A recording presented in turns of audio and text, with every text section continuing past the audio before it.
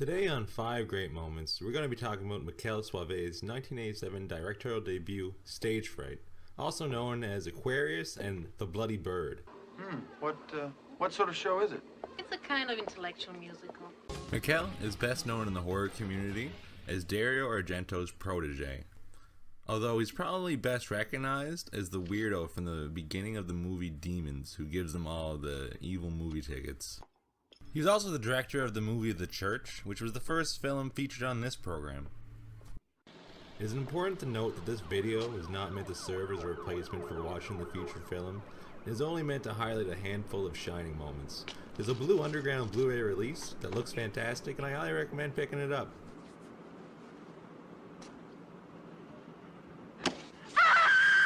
The plot follows a cast of off-Broadway players working on an erotic, expressionistic slasher production. The director feels like the real villain of this picture, holding himself as a pompous egotist who thinks he's making high art, but is really parading fetishes and brutal murder for his audience. When a real murder by a deranged madman should delay the show, our scumbag director gets a plan. He'll replace the fictional killer of the play with the name of the real-life killer and kick the production into overdrive. The others are trepidatious, but he reminds them that none of them are successful, and it's either to honor the memory of their coworker or go get real jobs. And everybody can go home and stay home, and we'll forget the whole thing and cancel the show. Clearly, the show must go on. In fact, nowhere is he shown to be the villain of this piece more so than when he and Laurel get cornered by the killer Irving Wallace. He pushes her off balance directly at the killer so he can try to escape. She is incapacitated via his chainsaw with barely an iota of effort from Mr. Wallace.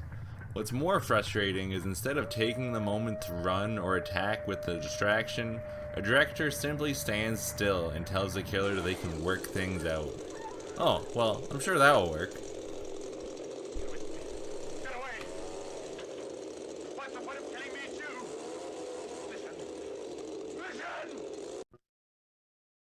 Now, some people might be wondering why they don't just leave, and you'd be right if the jerk-ass director hadn't ordered Corinne to hide the key a moment before she gets stabbed to death.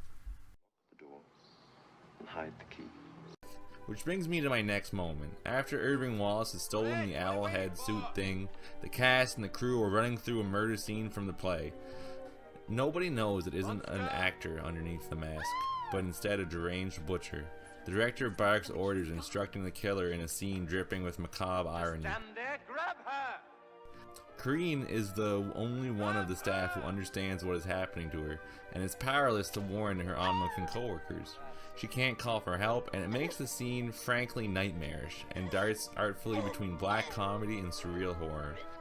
The surreal nature of the scene reaches its apex when the killer produces a knife and plunges it down. The cast are dumbstruck bystanders who can't process the brutal scene, and as such, none of them move from their designated positions until the scene ends. The cinematography might hit the high watermark here, as Corinne chokes to death on her own blood. The last image in her mind's eye is the greasy producer shaking her and yelling about the key. Then her eyes glaze over and her soul departs her body.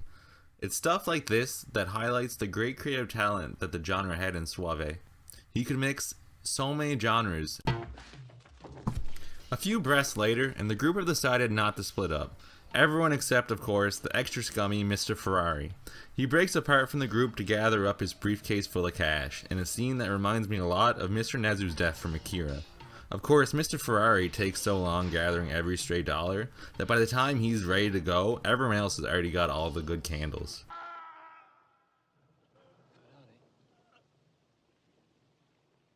And of course, he gets cornered by Wallace in one of my favorite moments from the movie. He impishly offers a small roll of bills to the killer, which Irving Wallace clearly isn't interested in taking. If you're bartering for your life, don't be such a cheap bastard. After Mr. Ferrari's untimely passing, the gang are scared and on the run. They turn a corner and come face to face with the killer, and being a man of action, read high on cocaine, the director leaps in, making short work of the killer with his hatchet. Alright, movie's over. Let's go home. Wait a minute, why did the killer tie himself up? Why? Because he's Italian horror icon Giovanni Ribisi, star of such movies as House on the Edge of the Park and Cannibal Apocalypse. For me, this type of scene is a great articulation of the black comedy often present in Italian horror. It's ironic, tragic, and plays with the audience's expectations nicely. But for me, the moment that rises to the top, the moment that you might just call my favorite, would have to be the shower scene. Okay, that sounds wrong. But in the last quarter of the movie, our protagonist Alicia finds herself alone in a dark hallway. She follows it to the bathroom where she finds Laurel injured and begging for help. Before she can act, there's a noise behind her and she quickly hides. These are claustrophobic and tense moments.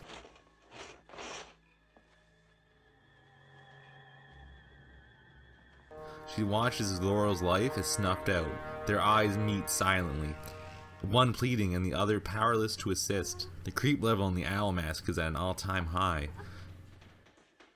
Which brings us to the end of our list. Again, if you're a fan of Italian horror, or just slashers in general, check this one out for yourself. The end sequence is dreamlike and has spectacular atmosphere.